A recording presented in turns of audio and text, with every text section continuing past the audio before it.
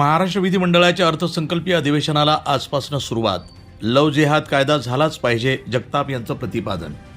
महाराष्ट्र विधिमंडळाच्या अर्थसंकल्पीय अधिवेशनाला आजपासून सुरुवात झाली. अधिवेशनाच्या आधीच राजकीय वातावरण चांगलंच तापलंय. अजित पवार यांच्या अपघातानंतरचे हे पहिलंच अधिवेशन आहे, तर सुनेत्रा पवार यांच्या उपमुख्यमंत्री पदाच्या कार्यकाळातील पहिलंच अधिवेशन असणार आहे. दरम्यान अहिल्यानगरचे आमदार संग्राम जगताप म्हणाले की धर्मांतर आणि लव जिहाद सारखे प्रकार पाहायला मिळतात. भिगवण इथंही हा प्रकार घडलाय. या प्रकरणामध्ये पोस्को अंतर्गत गुन्हा दाखल झाला पाहिजे. नाशिकमध्ये असाच एक प्रकार समोर आलाय. त्यामुळं राज्यामध्ये लव जिहाद कायदा झाला पाहिजे अशी मागणी आमदार जगताप यांनी केली. मुख्यमंत्री देवेंद्र फडणवीस यांनी आयोजित केलेल्या चहापान कार्यक्रमावर महाविकास आघाडीनं बहिष्कार टाकला होता. त्यामुळे हे अधिवेशन चांगलंच वादळी ठरण्याची शक्यता आहे.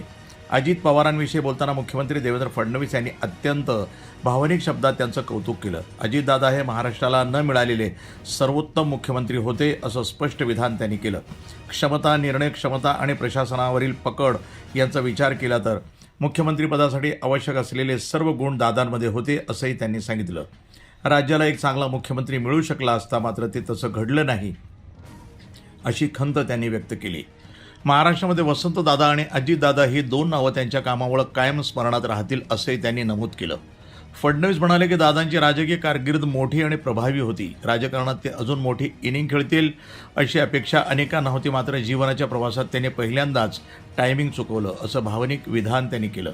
दादांचा वक्तशीरपणा सर्व परिचित होता, त्यामुळे ते अचानक घडलेलं वास्तव अधिक वेदनादायी असल्याचं त्यांनी सांगितलं. याची सर्वाधिक हळहळ आपल्याला राहील, असंही ते म्हणाले. अजित पवार नशिबानं नव्हे तर आपल्या कर्तृत्वानं मोठे झाले. ते आपल्यात नाहीत यावर कोणाचाही विश्वास बसत नाही. आज राजकारणामध्ये जे पोटात ते ओठात या पठडीतले फार कमी नेते आहेत. अजित पवार त्यापैकी एक नेते होते, अशी भावना भाजपा आमदार सुधीर मुनगंटीवार यांनी विधानसभेत बोलताना व्यक्त केली. वृत्तसंपादन विभाग, न्यूज टुडे 24.